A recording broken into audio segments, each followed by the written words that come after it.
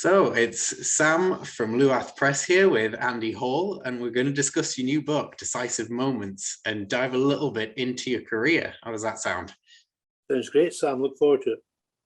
Because you've released a new book with Luath Press and it just dives into photography. I feel we're all excited to see what goes in it, but let's see what went into the production of it. But I think we should start at the very beginning. Okay. And I think a lot of people would be interested to hear, how did you actually get into photography in the first place? Well, by accident, Sam, I would say. I was quite long in the tooth with regard to age at that point. I was 35 years old. Football up till that point was my main pastime, but I broke my leg in two places. So that meant that it was the end of my promising young career. And I decided I would have to do something to use my spare time. My wife was an art and design teacher, and I always used to enjoy speaking to her. And I thought, well, I'm no use at drawing, but I have something artistic in me, I can enjoy it. So I decided to try photography, and right from the very beginning, it suited me down to the ground. So I spent my recuperation time getting to know the camera and what the settings were and so on. And then I joined a local camera club, and really from then on, it's been a central part of my life, you know. So that was the beginning. But I think for people who are listening who feel that perhaps they should have started quite early, that's not the case with me. 35 is a fair age before you begin something, especially for it to have gone so well since then. So don't be discouraged if it's not something you've taken up when you're young. Yeah, I mean, I started photography when I was around 16, and a lot of those formative years is just spent sort of floundering around, not really knowing what direction you want to take. You have to go through that bit. Yeah. So it doesn't really matter when you start. There's always going to be that first phase of figuring it out. That's right. And I'd like to ask where the title actually came from. Where did Decisive Moments come from? Well, the background to this is a photographer called Henri Cartier-Bresson. He was one of the Magnum Group, a famous photographer. And he coined the phrase, the decisive moment, whereby the photographer, to become an artist, needs to think of himself being in position, anticipating the decisive moment, and all the elements come together, wait for it, and then capture it. And a split second too early or too late, then you've missed it. Now that I knew about that. So bearing that in mind, I went on holiday, not with this in purpose, but I visited a bookshop in a place called Apt, A-P-T, in Provence. And I asked the lady behind the counter if there were any famous photographers from the area, thinking that she may say somebody from France, but I'd never heard of them. But she said, have you heard of Henri Cartier-Bresson? And I said, oh, yes, I have. And she said, well, he's buried just 20 minutes away from here. I couldn't believe it, so we must visit the grave. So we drove to a little hilltop village called Montjastin, parked the car, walked down a dusty road, down to a ruined graveyard. And there were just a few stones in there, one of whom belonged to Henri Cartier-Bresson. Now, when I was there, it was perfect photographic conditions. There were butterflies everywhere. I was sharing a camera with my friend, and because it was his camera, he managed to get all the butterflies, but one remained for me. The grave was covered in lavender, beautiful Provençal lavender. There was dappled afternoon light, and I found it a very moving, profound experience. So when I decided to do Decisive Moments, I thought back to that visit, unexpected visit to Henri Cartier-Bresson's grave, and I thought, for me to embark on a journey of explanation and demonstration of the key points in the art of photography, that might be a good place to start the journey. So, because identifying the decisive moment is very much part of my approach to photography, being aware that something special is going to happen and be ready for when it does happen. So that's really where it came from. It's just a memory of a visit to his gravesite. What else inspired you to write this book, as it does serve as a guide to aspiring photographers and a compendium of your own experience simultaneously? Yeah, well, lockdown really inspired it, because for years and years, when I've been away on photographic trips, I've either been camping or in a hotel or B&B or somewhere, and there's been lots, especially in the winter time, been lots of hours of darkness when there was nothing to do particularly. And I used to write down notes from that day and what my thoughts had been on the things that I'd photographed. And these were all bits of paper all over the place. But when it came to lockdown, I found myself with my wings severely clipped, stuck in a house. And I thought to myself, right, this is my chance. I'd always wanted to do it, but I could never find the time. Now I had time plenty. By this time I had retired from teaching, and I did have an opportunity to put everything together. Now, teaching was my profession. I taught for 38 years. And I thought to myself, I have the ability through my experience to be able to try to inspire people through my photography, but also try to engage them in my thought processes in case it might be something that they could learn from. So there was a teaching and a photography angle on it. But basically, it's a retrospective of 30 years of photography and my experience and my thoughts and ideas. And these are completely my own. Some people may not agree with what I'm saying. They may disagree with it. They may agree with it. But at least it'll happen. It'll make people think and say, well, okay, I understand that. I could go with that, or I might do it slightly differently. That's what I want to do, is to try to get people to think about the process of engaging in the art of photography. That's my purpose, I would say. Mm. What would you say is the most essential piece of advice for any aspiring photographer looking to improve their work? Well, I think the most important thing is the process of elimination. To take lots of pictures, but try to find within them the pictures that you like most and keep them. Now, over the 30 years, I've probably only kept about 800 images altogether. People are amazed by that. I was speaking to a camera club not that long ago, and I explained that. And they said, but I just did that in the last month. And this is for the whole of the 30 years. But basically what I do is I take quite a lot of pictures. A lot of them are very similar, but there's one that will sing. And that's the one I'm looking for. So, and I don't keep the rest. I'll maybe look at them and say, well, why did that not quite work? But I don't keep them in my portfolio. Now, as far as advice, which was your question, for any aspiring photographer, I have thought up this exercise, which I think would be very useful to people. Everybody, or most people, use a smartphone or have a camera on their phone now.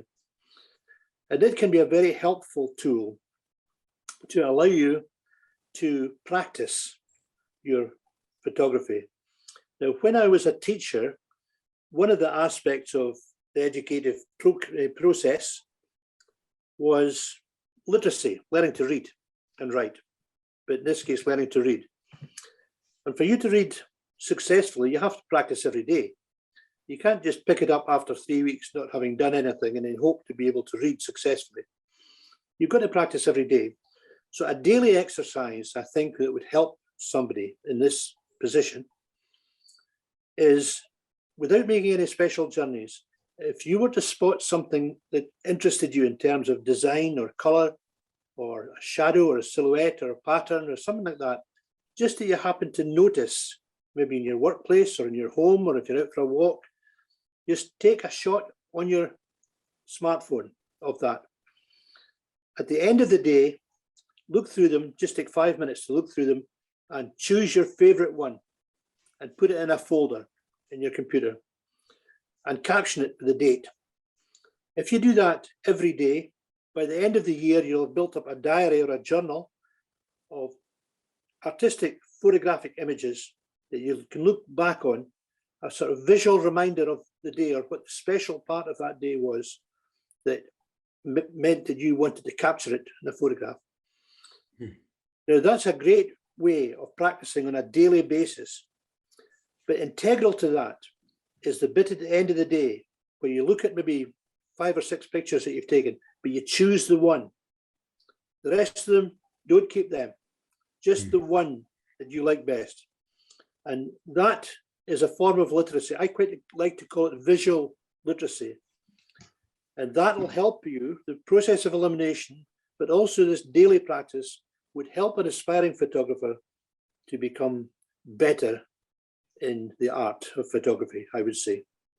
Is there somebody that, is there a certain group that you want to inspire the most with this book? As for me, I put the camera down a while back after university because I sort of fell out of love with the genre, but this book has obviously inspired me to try again, hence why I'm a bit rusty and can't see any inspiration.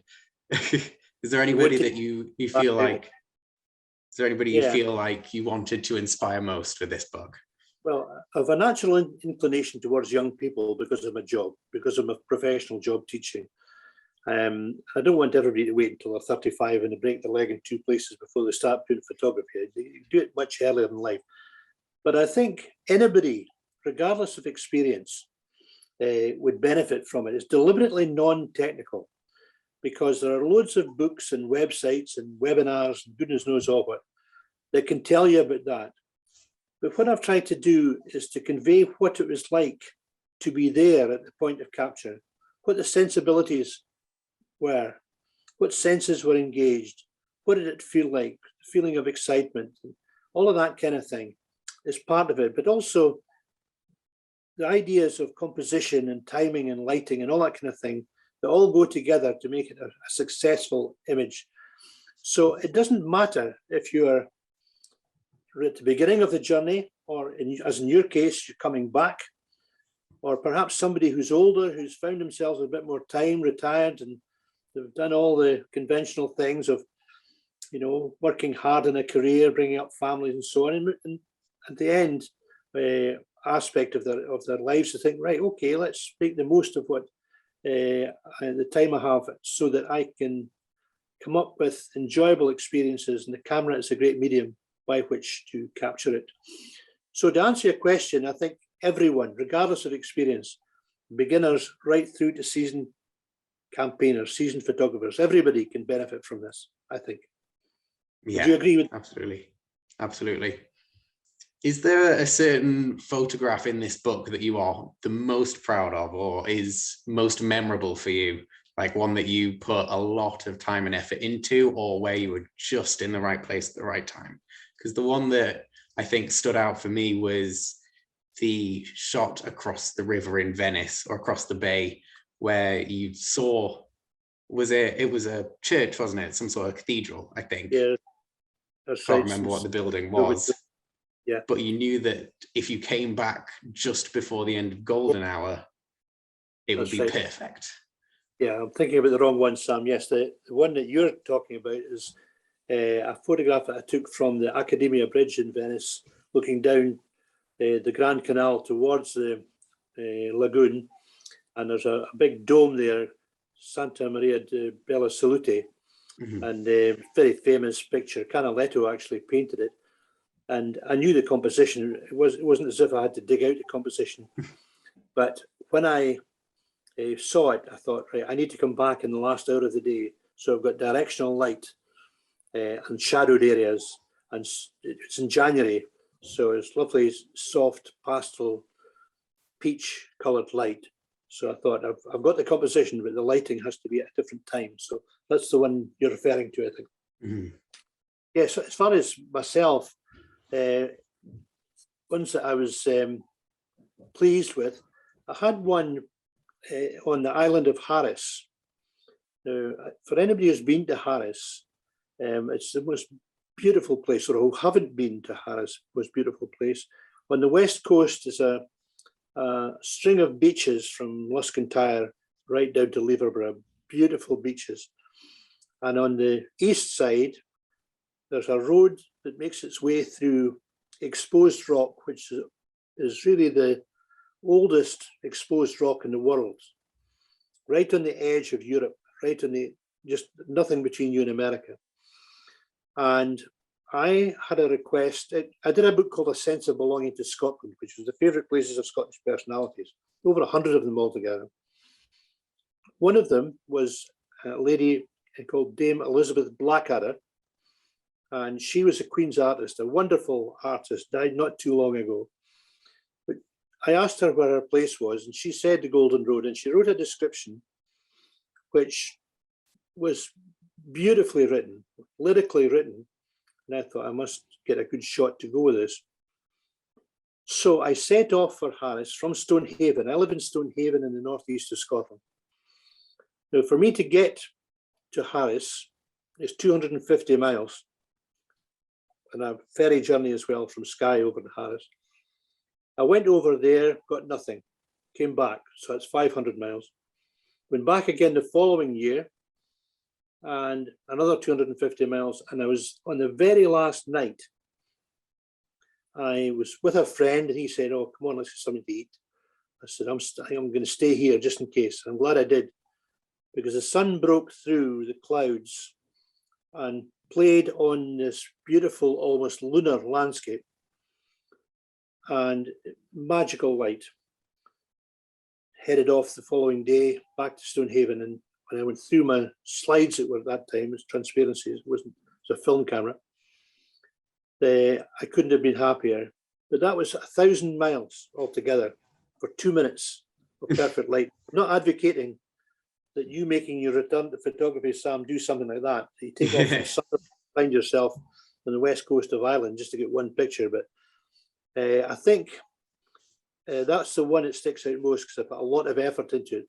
But the other one you asked about was just a chance and be in the right place at the right time.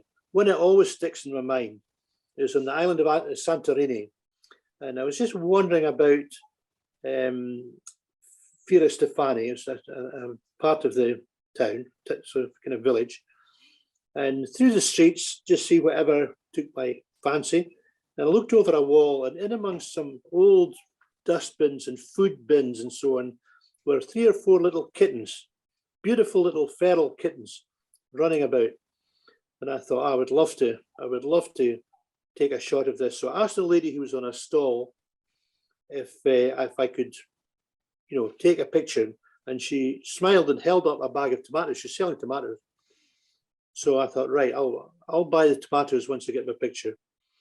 So that was the best bag of tomatoes I ever bought, because I had a long lens right in the little face, and that's one of my favourites in the book. Is this gorgeous little kitten, huge ears, huge eyes, but it was just a wild little thing running about, and they were fighting with each other, and then going back to try and get some food in one of these bins and so on.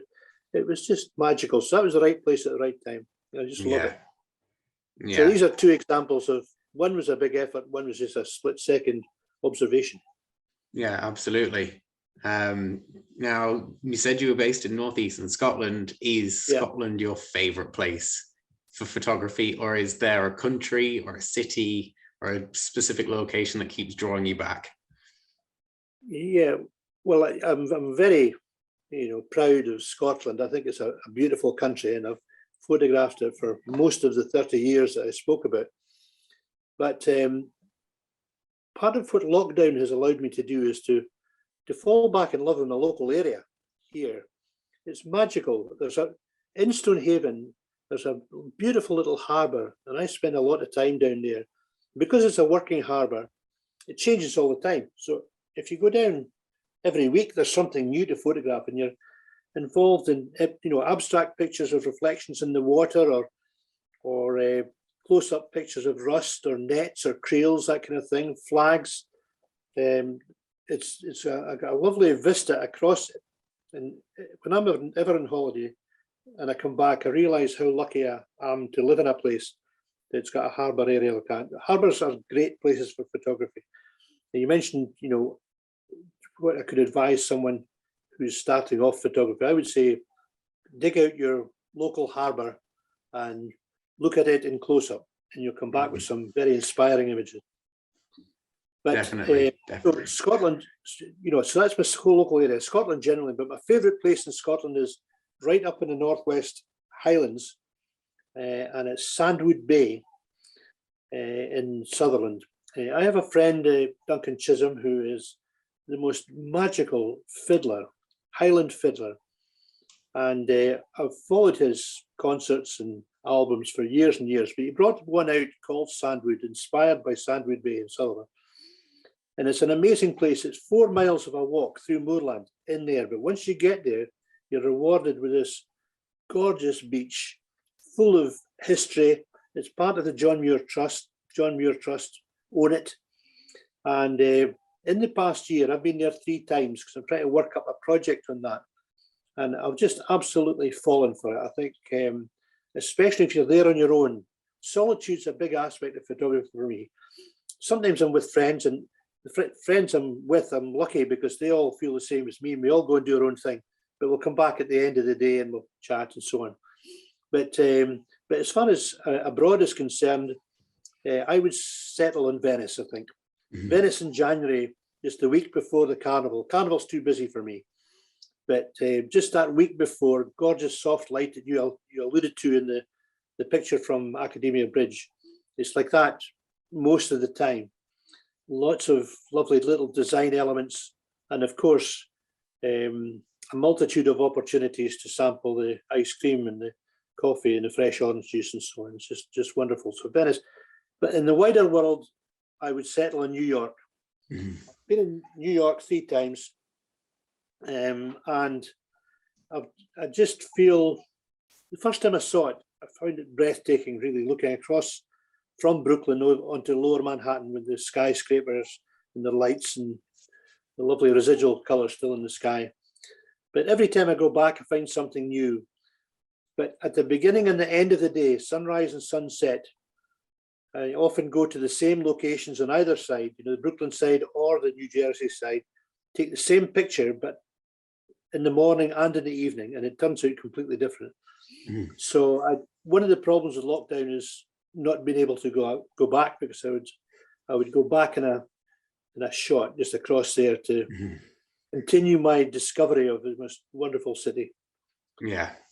But these are the main ones. There wasn't a single place, but these are the ones I really like. They're never going to get just one answer from me, Sam. I'm sorry. Yeah.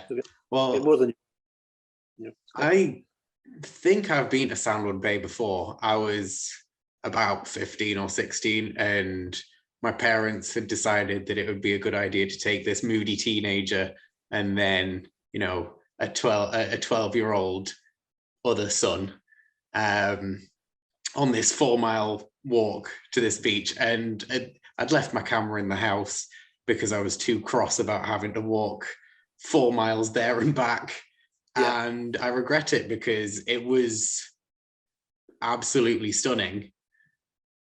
And I don't have any photographs of it, which, I think I'd like to go back there at some point, definitely. Is there a country or a landmark that you're yet to photograph that you would leap at the opportunity to do so? Well, I think it would be New Zealand. I would like to go to New Zealand. My nephew lives in Christchurch, and he's said to me before that it would be great if I could come across, because it's just a fantastic place, beautiful landscapes, just like Scotland, but bigger. Mm-hmm. And I would love to go there sometime. It's quite difficult. It's a long journey. Well, not desperately great at flying. But I would be prepared to do that in stages, maybe leapfrog my way across. And but also with all the COVID problems, and you never know when things are going to change and so on. But once all that stuff is settled down, I would like to give it a go. Landmark wise, not really. I don't think in terms of landmarks, Sam. I think in terms of atmosphere. I don't have anything really preconceived in my mind. I just go somewhere, and like the little kitten in Santorini, just whatever presents itself, I'm delighted with that. So if there's somewhere where there's it's scenic, but it's also, you know, subject to lots of weather changes and quite transient light, then that's where I would like to go, without necessarily going to see anything specific. Although in saying that, a contradiction, I'm due to be going to Valencia later on this year, in the City of Arts and Sciences. A wonderful contemporary architecture there, designed by Santiago Calatrava, who did the Oculus in New York, which I've seen already. I would love to have a go at that, trying to get some original abstract images from there. Yeah. But not just a landmark for the sake of it, but maybe exploring it differently, try to do something different with it. Yeah, absolutely. But Absolutely. New Zealand would choose. Yeah. So when I was in university, there was a Nikon and a Canon faction for cameras. And it was pretty strong. Nobody used Olympus, nobody used Sony, nobody used Samsung. It was only Nikon, only Canon. Those are the only digital cameras that the university had as well. So you couldn't even experiment with other ones. Which camera do you use?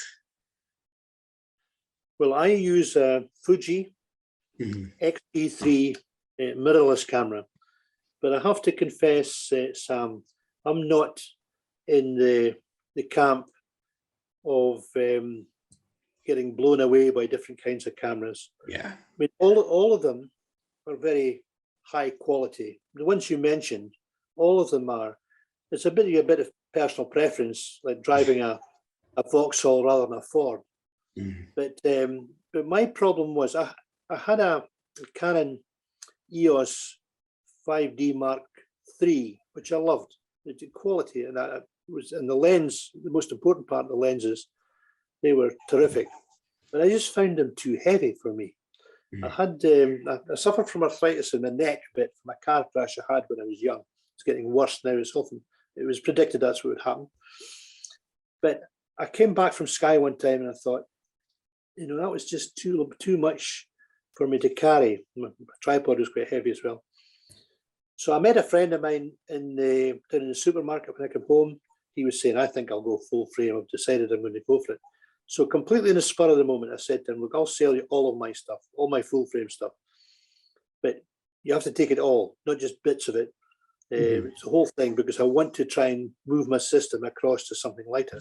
And the mirrorless revolution was well underway at that time. So I borrowed a Fuji X-T1 from a friend just to see if I liked it. I did like it, had it for ages. And I upgraded to an X-T3. It does everything I wanted to do. It's got a great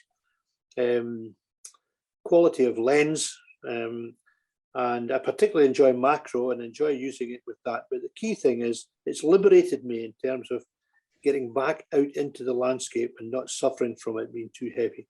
If you're young and fit, then that would be, you know, I couldn't recommend the EOS 5D range any more highly. They're just terrific. But I know through courses that I've conducted with lots of different people, probably 150 people over the past 10 years, I've seen all kinds of cameras, and without exception, they're producing excellent images and productions of images. So I don't go along with the thou shalt not covet thy neighbour's camera. Yeah. You know, I just go with. And the other thing is, there's a famous kind of expression that people say the best camera is the one you have with you at the time when you need it. Like when you were in Sandwood, when you were up there, it could have been the most beautiful experience you could ever have, but without a camera, you can't record it. So I bet you next time you go, you'll have one strapped to your back. I'm sure of that. Yeah, what I realized after university is that all that bickering between Nikon and Canon, equipment doesn't matter as much as people think, does it? I mean, I had a £400 DSLR camera, and I bought a 6x6 camera that had a small bellows on the front of it so you could extend your lens a little bit. Yeah. And I bought that for £40 off eBay. And that took some of my favorite photographs. I'm way more satisfied with those than I am from some of the ones that I've taken on the DSLR. So yeah, I don't think equipment makes as much a difference as people like to make out to be. Well, it's a big talking point, really. It's one that I just don't get involved in myself, because I'm more interested in the artistic aspects of the experience of photography, the timing, the light, composition, sitting in a landscape, watching it all change. And I can't get excited about I realize that the camera is a tool, and the better the tool, the more it can do. And I respect that. It's important that you have an understanding of how it operates as well. But I heard someone describing this at one time, and they said the most important piece of equipment in photography is that which is above your shoulders. You know, your eyes and your imagination. These are the things that make the great images. And I think also that to be a good photographer, you can apply that within the technical limitations to any kind of camera. I mean, I love working with my iPhone, an iPhone 13. Terrific quality. But if I wanted to exhibit or publish, I could do it with that, but I prefer the bigger sensor of the Fuji, just to give me more options. But I think the most important thing to remember is, and I'm always think of analogies, that it doesn't matter if you've got a bashed up old Ford Anglia or a Maserati, it doesn't make you a better driver. You know, it's just simply there for functionality, but it's what you do with it that matters. Yeah, absolutely. Yeah, absolutely. So in Decisive Moments, you cover all sorts of genres. What is your favorite type of photography? Well, I realize that's quite an open-ended question, isn't it? It is a good question, though. I enjoy all kinds of photography: landscape design, abstract, people, architecture, wildlife. And I cover all of them in Decisive Moments. I get a lot of pleasure out of the variety of doing it. And I think it's important, even if you've been doing photography for a long time, that you experiment, keep yourself fresh with doing something new. I mean, recently I've spent a lot of time doing macro photography, surfaces. I don't mean little beasties or flowers and things like that, but surfaces I find fascinating, decayed surfaces and natural patterns and so on. I really enjoy that. But if I was pinned down to one, I would say design-based photography, where there's lots of geometry and you know, angles and surfaces and textures and so on. And that's why I enjoy going to Santorini. The first time I went to Santorini, just after I retired from teaching, around every corner there was something. And especially at the beginning and the end of the day, middle of the day was too hot, I would say. It wasn't great, it was too contrasty. And that was the time you go for a swim or a sleep or something. But after that, I took 1, 2, 3, 4 sets of people to deliver a photography course. And they all said the same thing, you know, that the design opportunities were really plentiful. And it does give you a momentum of wanting to go back out again. So I would say design-based, semi-abstract images are ones that I enjoy most. But there's nothing like being in a landscape when the light just hits the cottage on the hillside the way you want it to, or you're getting sharp contrasting light for a black and white image of a contemporary architecture in New York or Aberdeen, somewhere like that. It's each one has got something, but I would say the design-based one's my favorite. Yeah, I agree. I'm a big fan of the landscape and the architectural as well. Yeah, I find that an intricate cityscape as well. That hits the spot for me. I think it's important not to define yourself. I remember speaking to Colin Pryor, who's a well-known well-known photographer, and he's inspired me right from the very beginning. When I first saw his book Highland Wilderness in a visitor's bookshop at Culloden up near Inverness, and I remember looking at it and thinking, "Oh, this is wonderful! I would love to be able to do this." And I've got to know Colin, well over the years, but I remember he and I were both involved in a project for Aberdeenshire Council, and I had to write a kind of biography for him. And I remember getting in touch, or I'd written something describing him as Scotland's top landscape photographer. And he said, "Well, I wouldn't describe myself as a landscape photographer, even though landscape is his main thing. So I would describe myself as a photographer." And he's done lots of different kinds of photography, commercial work and wildlife. He said did a tremendous series of tribes people in the countries abroad. He put together a whole book of them. Extremely talented in all of these genres.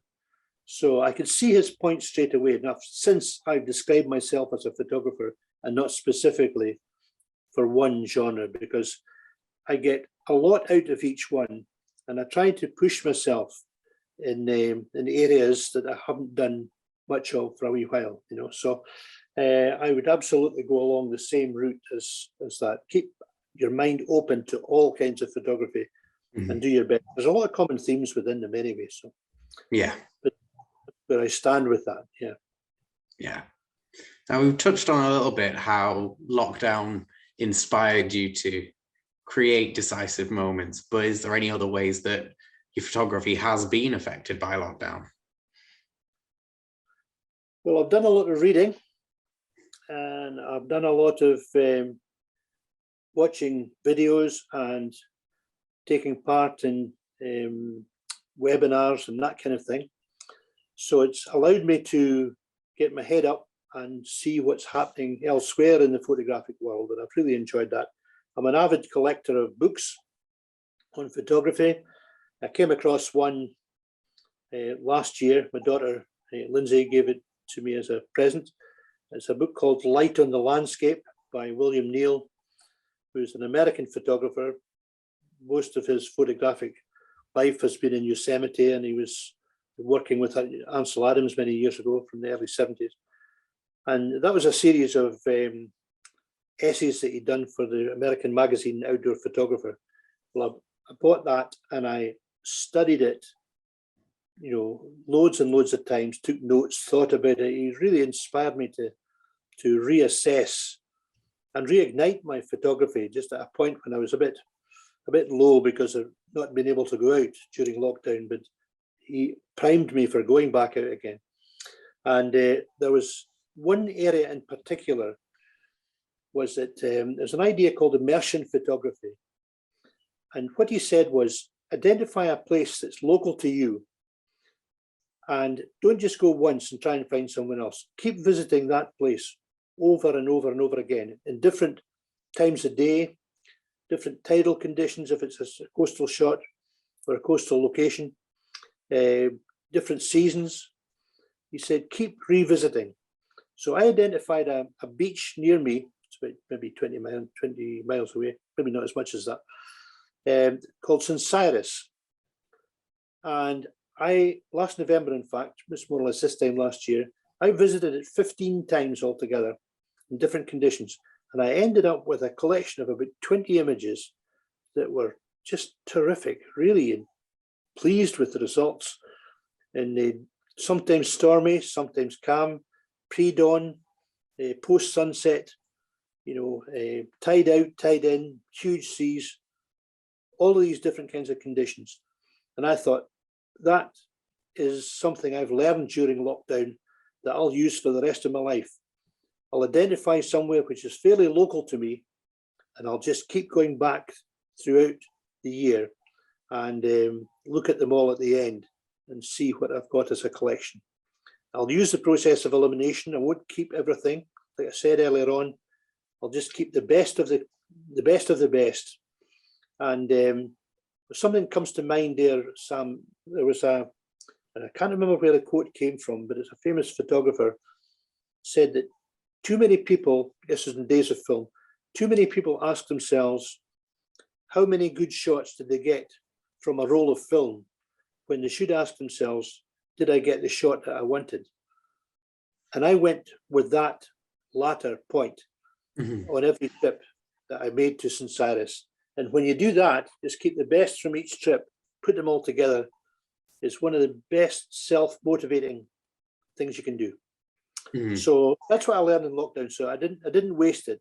It was a lot of good learning that I managed to participate in. You know.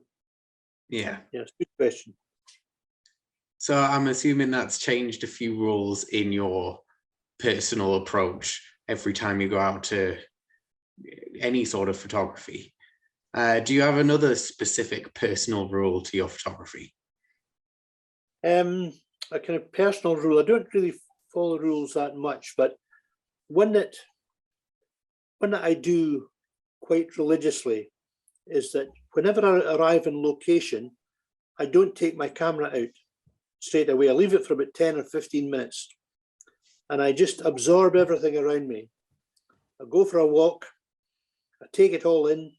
It sounds a bit hippie-like, but it's I get a sense of the scents and also the changing lighting conditions, or I'll sit on a rock, or I'll just hold a pebble in my hand and try and get close to the landscape by doing that, feeling different textures, running my hand through a little river that's coming out into a loch or something, and just try to be at one with the landscape. And once I've done that and I've gone for a walk, I'll start to distill down where the images are. And it's at that point I'll go and get my camera and begin to make decisions on composition and all that kind of thing. But my personal rule is leave the camera in the bag for 10 minutes and make the most of absorbing the landscape you're in. Because if you do that, your images are going to be a lot better because you're part of that landscape that you're trying to capture. So there's nothing specific really, but that's a practice that I think will bear fruit for anyone. I think it's one that I'm going to have to try next time I take the camera out. I'm due to go on holiday to Ullapool next year in the spring, so I think I might give that one a try. That's what to do, Sam. You're going to have all these things written down. Yeah. Your note. Been jotting down notes the whole time. No, it pays dividends. It's definitely worth doing. Are there any notes of advice that you'd want to give to any sort of aspiring photographers? Because it can be a little intimidating at first. I know we've covered absorbing the scenery, using your eyes and your imagination. Is there anything else that you'd? Well, I would say when you get your camera, try as far as you can to familiarize yourself with the manual, and not just to read it, but when you're reading it, practice with the camera in your hand, go through the menus and so on. It's intimidating, and I understand why it's intimidating. There's so many things, especially with digital cameras. There's so many aspects, so many menus and sub-menus, and this is all too much. But effectively, you're only going to need about 10% of what that's going to do. There's just some basic functions that the camera will give you, and that's all you need. The rest of it is getting out and looking and absorbing and distilling and so on. So I would say the main thing would be familiarize yourself and then get out and practice. Practice the same ideas, the iPhone, the smartphone thing about visual literacy. Just get out and no preconceived ideas. Just whatever captures your attention, and try and take some time over composing it. There's a lot in Decisive Moments in the book about composition and how to build an image once you're pretty sure there's a picture going to be there in terms of timing and lighting and so on. So there's lots can be learned from that, and none of it is intimidating or designed to put you off. It's just allowing you to think about it and practice it. And practice a visual literacy, get out, and then at the end of your day, then you choose the one that not necessarily fits any rules or you think other people are going to like. It's whether you like it or not. That's important. Just choose your favorite one. If somebody else likes it, then that's okay. But it's for you. It's for yourself. It's for you to keep for your memories in the future. So just choose one from the day or the trip that you've done, and then keep all those, and then look at them again when you get an opportunity in a wild winter's day and you can't get out. Then that's what I would say would be the best thing to do. So once you know the camera, out and practice as much as you can. Yeah, that's fantastic. So. Yeah, it can be life-changing as well. You'll have a different perspective on everything else once you start. Yeah, there's no question about that. It changed my life completely. Yeah. So is there any other ways that it has enhanced your life, just so you know, just so anybody listening knows what they can gain from taking up photography? Well, it's totally and utterly changed my life since I became, first of all, since I discovered that I could do it, and I had a natural eye for it because I didn't have it in any other artistic area at all. But it's helped me to experience the visual world around me completely differently. Before, I was always in a hurry. I didn't have time to think. I was always in the wrong place at the wrong time, too late, all that kind of thing. And then I'd decided that if I need to do this properly, I need to slow right down, absorb my surroundings, distill where the pictures are. And it's not until I discovered that absorbing and distilling aspect and slowing down that I really got under the skin of photography. And in terms of appreciating color and pattern and design, quality, direction of natural light, all of these things. And it has, when I did A Sense of Belonging to Scotland, one of the people I took an image was for Sally Magnuson, who's a writer and presenter and BBC Scotland here. And I took a picture for Sally of a ruined cottage on the west coast of Mull, where her great-great-grandfather had lived and brought up his family. And she wrote a beautiful piece about it. And but once I'd finished the whole project, the first volume was 50 places, 50 people and places. Second one was 54, I think it was 104 people over 6 years I did to do that project. And once I'd done them all, I sent everyone a copy of the book. And I had one that I had for myself that I asked everybody to sign. And Sally wrote on it. She said, thank you for having me as part of this, Andy. I think you've helped us to see a little better. And I think that simple phrase was an achievement that I couldn't have put better in terms of what I was trying to achieve. For myself to see better and for everyone else to help them to see better their surrounding environment. So basically, these things in close-up detail and in Vista has changed the way I see things. I've also met lots of really interesting people and have become friends with a lot of them as well, and that's a life-changing experience. But in seeing the world differently, I thought about this when I was writing the book. I experience things rather than just observing them. I see them, but then I have to experience them by spending time and immersing myself. I see rather than looking. I don't just glance. I spot something and I spend a long time seeing it. What differences are there? What changes are taking place in this? I listen rather than hear. I'd really, if I hear something, I might be up in a bird colony, for example, in Troop Head up in northeast Scotland. I listen to the cacophony of noise of gannets fighting over fish that they've taken out of the sea, and that adds to the experience of trying to capture something. So I'm listening all the time, and I feel rather than touch. You know, if I see something that's a piece of bark that I'd like to photograph, I don't just photograph it, I run my fingers across it and just try to get the whole sensory experience. And so to that end, it really has enhanced my life immeasurably, I would say.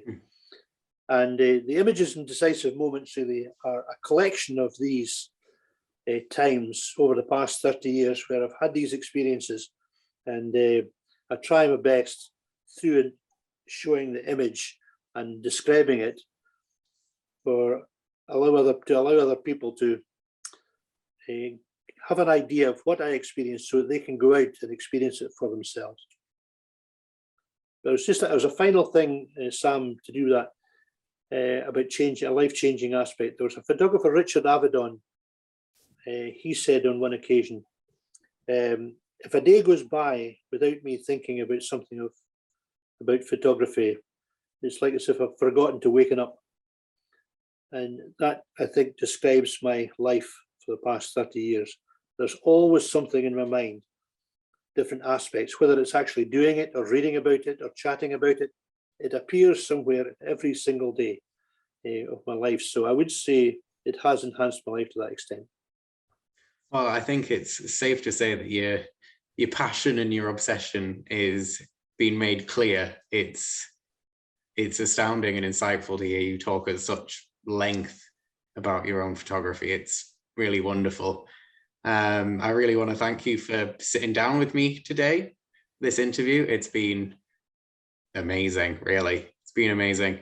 It's a pleasure to you, Sam. Yeah, it's very inspirational. It is very inspirational. Thank you. And I think it's safe and fair to mention that you can get signed copies of Decisive Moments on Andy's website, decisivemoments.co.uk. And you can also get the regular unsigned copies at the Luath Press website. So thank you again, Andy, for sitting down with me. It was wonderful. A pleasure, Sam. Thank you very much. Great questions. Well, thank you. Thank you again.